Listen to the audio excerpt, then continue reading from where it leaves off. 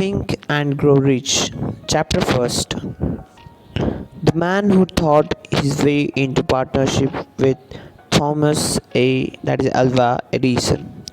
Truly, thought are things and powerful things at that when they are mixed with definiteness of purpose, persistence, and a burning desire for their translation into riches or other material objects. A little or more than 30 years ago, Edward C. Bernays discovered how true it is that men really do think and grow rich. His discovery did not come about at one sighting. It came little by little, beginning with a burning desire to become business associate of Great Edison. One of the chief characteristics of Bernays' desire was that it was definite. He wanted to work with Edison, not for him. Observe carefully the description of how he went about translating his desire into reality, and you will have a better understanding of certain principles which led to riches. When this desire or the impulse of thought first flashed into his mind, he was in no position to act upon it.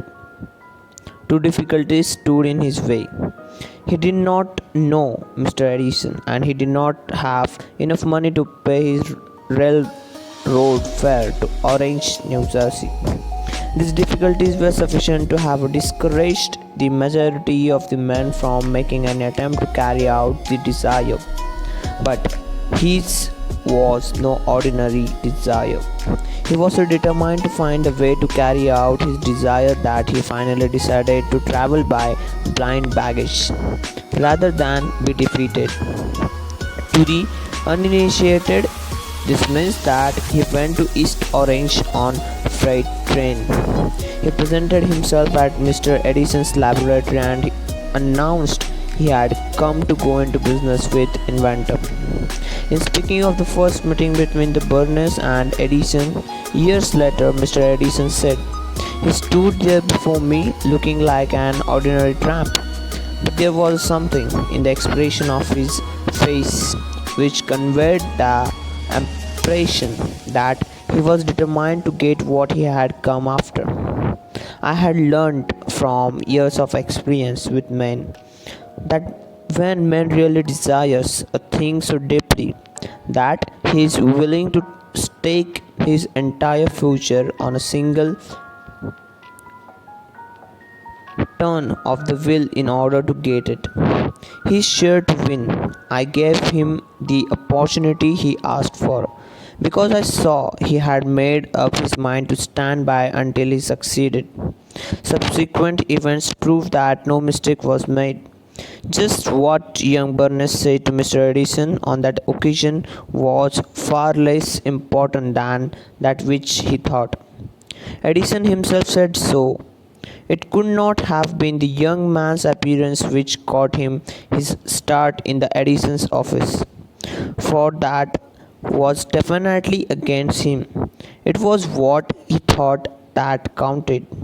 If the significance of his statement could be conveyed to every person who reads it, there would be no need for the remainder of his book. Bernays did not get his partnership with Edison on his first interview. He did get a chance to work in Edison's office at very nominal wage, doing work that was unimportant to Edison but important to Bernays, because it gave him an opportunity to display his merchandise where his intended partner could see it. Months went by. Apparently nothing happened to bring the coveted goal which Bernays said had set up in his mind as his definite major purpose. But something important was happening in the Bernays' mind.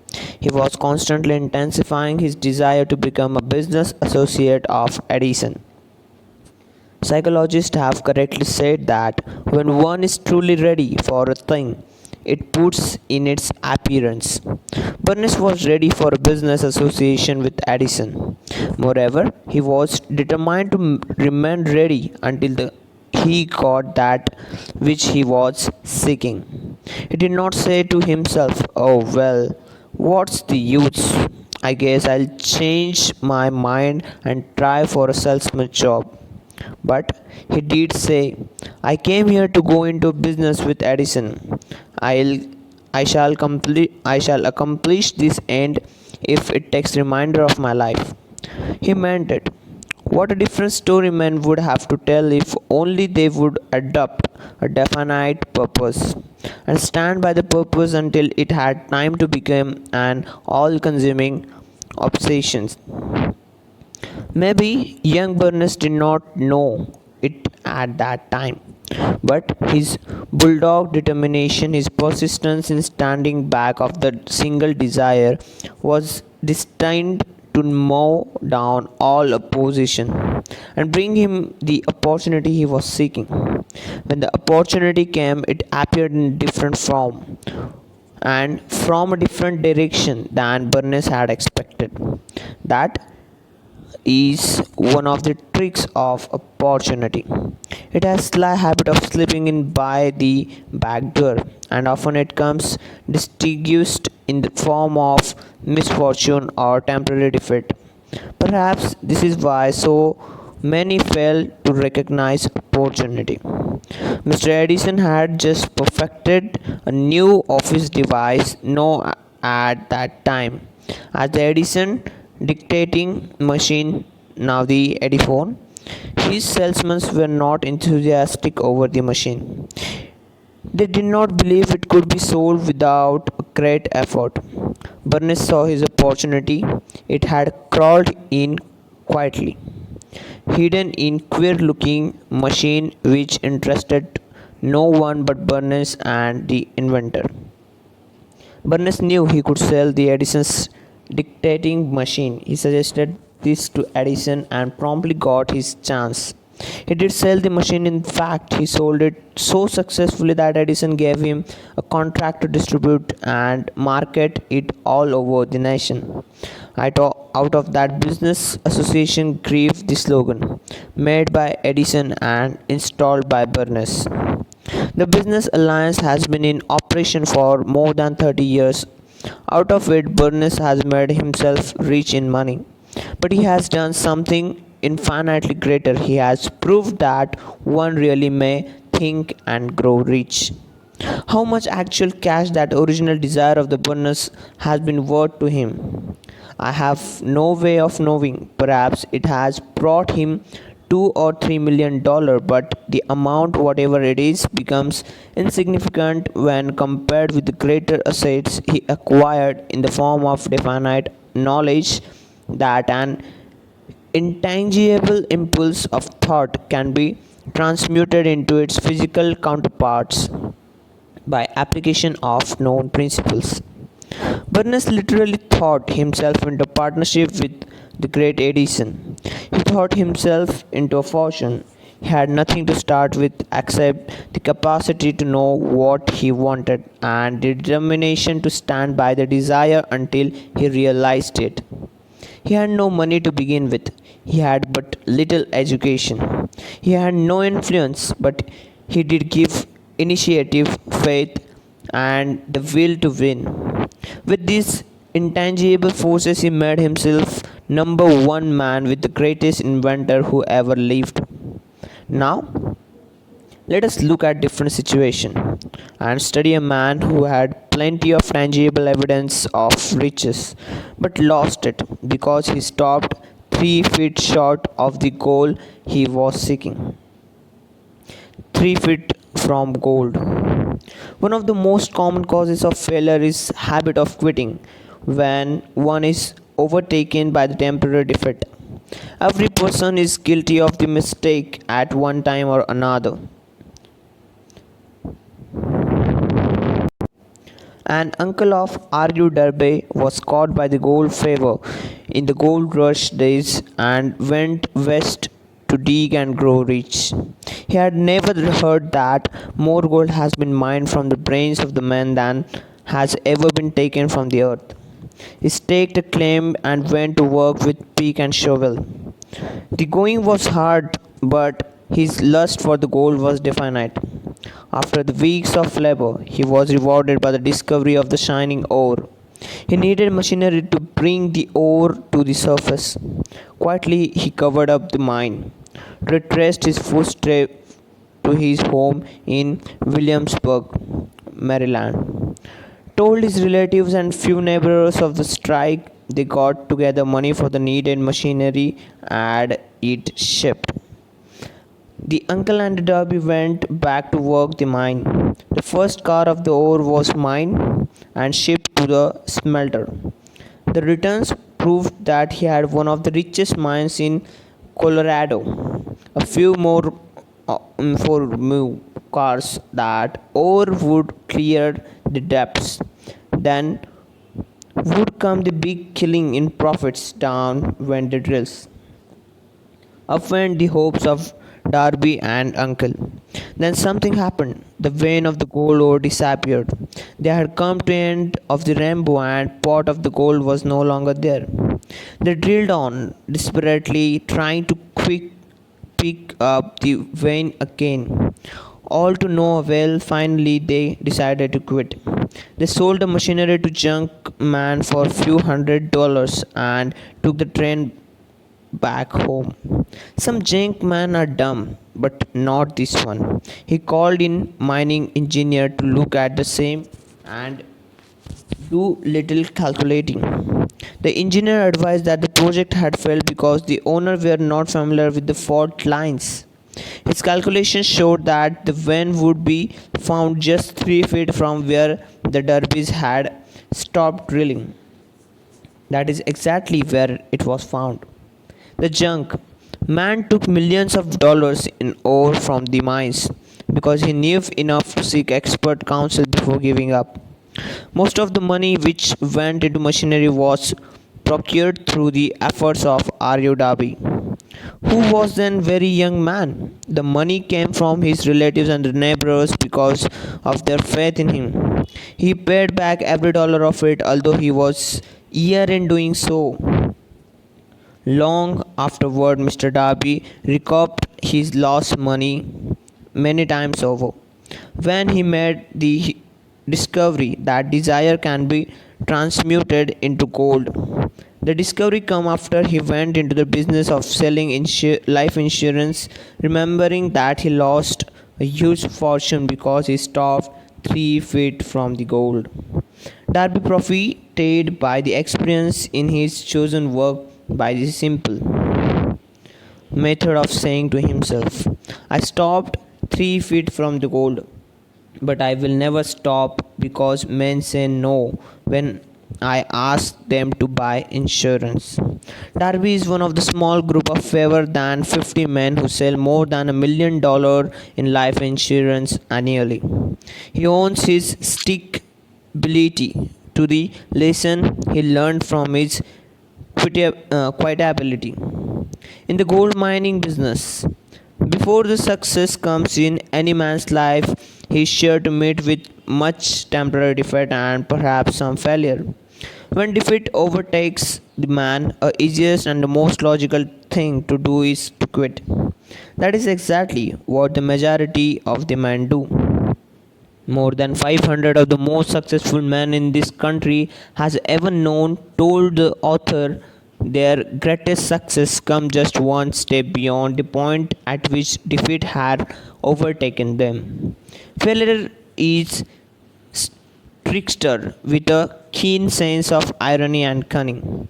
It takes great delight in trapping one when success is almost within reach. A 50-cent lesson in persistence. Shortly after, Mr. Darby received his degree from the University of the Hard Knocks and had decided to profit by his experience in the gold mining business. He had the good fortune to be present on the occasion that proved to him that no does not necessarily mean no. One afternoon, he was helping his uncle grind wheat in an old-fashioned mill. The uncle operated a large farm on which a number of colored sharecrop farmers lived. Quietly, the door was opened, and small colored child, daughter of tenant, walked in and took her place near the door. The uncle looked up, saw the child, and barked at her roughly. What do you want? Meekly, the child replied, My mummy says send her 50 cents. I'll not do it, the uncle retorted. Now you run on home. Yeah, the child replied, but she did not move. The uncle went ahead with his work, so busily engaged that he did not pay enough attention to the child to observe that she did not leave. When he looked up and saw her still standing there, he yelled at her, I told you to go on home. Now go, or I'll take a switch to you. Little girl said, Yes, sir. But she did not budge an inch. The uncle dropped a sack of grain he was about to pour into the meal hopper, picked up barrel stave and started toward the child with an expression of his face that indicated trouble. Darby held his breath. He was certain he was about to witness a murder. He knew his uncle had a fierce temper. He knew that colored children were not supposed to defy white people in their part of the country. When the uncle reached the spot where the child was standing, she quickly stepped forward one step, looked up into his eyes, screamed at the top of her shrill voice. My mummy's gotta have that 50 cents. The uncle stopped, looked at her for a minute, then slowly laid the barrel stave on the floor, put his hands in his pocket, took out $50 and gave it to her. The child took the money and slowly backed towards the door, never taking her eyes off the man whom she had just conquered. After she had gone, the uncle sat down on a box and looked out of the window into the space for more than 10 minutes. He was pondering with awe over the wiping he had just taken. Mr. Darby, too, was doing some thinking. That was thing that was the first time in all his experience that he had seen a colored child deliberately master an adult white person. How did she do it? What happened to his uncle that caused him to lose his fear, fire sense and become docile as lamb? What strange power did this child use that made her master over her superior? These and other similar questions flashed into Darby's mind, but he did not find the answer until years later, when he told me the story. Strangely, the story of this unusual experience was told to the author in the old mill, on the very spot where Uncle took his wiping strangely too. I had devoted nearly a quarter of the century to the study of power which enabled an ignorant, illiterate colored child to conquer as an intelligent man. As we stood there in musty old mill, Mr. Darby repeated the story of unusual conquest and finished by asking, What can you make of it? What strange power did that child use that so completely wiped my uncle? The answer to his question will be found in the principles described in his book. The answer is full and complete. It contains details and instruction sufficient to enable anyone to understand and apply the same force which the little child accidentally stumbled upon. Keep your mind alert and you will observe exactly what strange power come to rescue of the child. You will catch the glimpse of this power in the next chapter.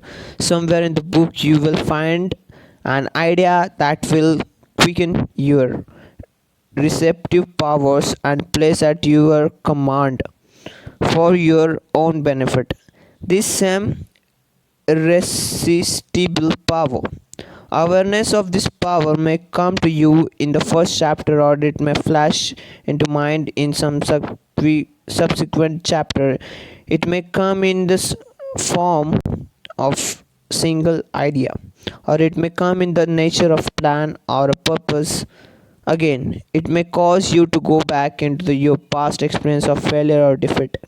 and bring to the surface some lesson by which you can regain all that you lost through defeat.